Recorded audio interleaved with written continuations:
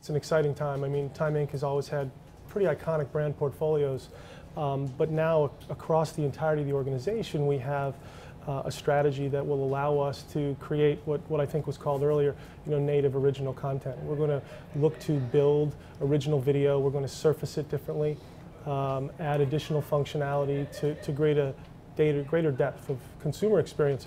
We did it in the past. There are tens of thousands, literally, of assets that we've created in video, but they're not surfaced very well. They're not visible like they should be, and they're not programmed really. Each of the editorial brands has worked individually, and now we're going to create a strategic ability to do it in a concerted effort, which is really exciting, especially at a time when we know the consumption habits in the digital sphere are just growing rapidly. So that'll be something we'll do both on desktop, into the mobile sphere, basically everywhere there's an availability for content to be consumed, we'll attempt to be there. We have, inside Time Inc., you really have three clusters. You have the lifestyle cluster, which is a lot of home, organizing, recipe, how-to. Inside the style and entertainment group, we have brands that are all around entertainment, celebrity. And then in our sports news group, it's the brands like Sports Illustrated and Time, Fortune, and our joint venture with CNN Money. So we have a very unique ability, but it's also a daunting task, because you've got 21 brands across clusters that you need to bring together. I think we have a very unique editorial voice. So when a consumer comes to Time Inc., regardless of brand, whether it's Time or People or Real Simple, they come for an analysis, a point of view, a depth of understanding, and a trust. So we have that to begin with. I think then how we do it on our sites is about data. This is what we've talked about with our partners.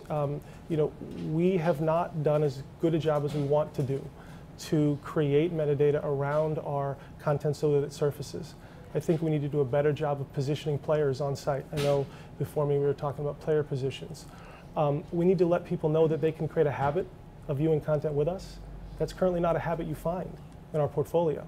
So that's how you do it. And then beyond it, it is a syndicated model. There are premium network partners that we have who our content matters, and to whom our content matters, and so they want our content. They want to distribute it, and our brand equity drives viewers. We have 50 million unique visitors a month. So we should be able to convert those and drive more experiences for them. And then beyond our walls, our brands transfer, whether it's over the top or multiple devices. People should be able to see our content and know that our brand equity matters. So I know you can't speak for corporate and Laura Lang, and I wouldn't put you in that position, but why is video important now, and why is it different now, and what are the opportunities in the sort of the totality of the media property? Yeah. I think, not speaking for Laura, but her initiative is that we move digital forward in any way possible. I think video has become more important because there's greater scale, there's greater ability to engage, and there's an opportunity to monetize. We also know consumer demand is there. We know that people are consuming, whether they're binge viewing on Netflix or whether they're going site to site and consuming pieces at a time. We know that there's the consumption. I don't think 5, 8, 10 years ago there was that ability to talk about a scalable business outside the YouTubes of the world and some of the major portals. For brands as publishers, it was a challenge. So now we think the time is right. The company's made a very, very significant, heavy commitment in video as part of Laura's initiative and Todd Larson's initiative for the company. And I think we have a very unique value proposition too, that a lot of people can't mine the brand equity that we have. And so that's really, it's all been the perfect storm. We can create live events.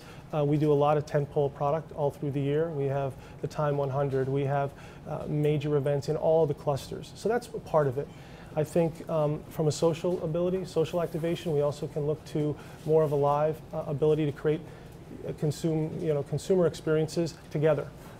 For an example, we could do an experience where we would have multiple viewing parties across the country from a test kitchen. We could also do it for a fashion and in style event. There are ways to create events there that are not just appointment, but an ability to create socialization as well. Yeah. So we're going to look to all those. I think we'll create a programming lineup that's pretty robust over this calendar year, and I think by 2014 we'll be in the new fronts.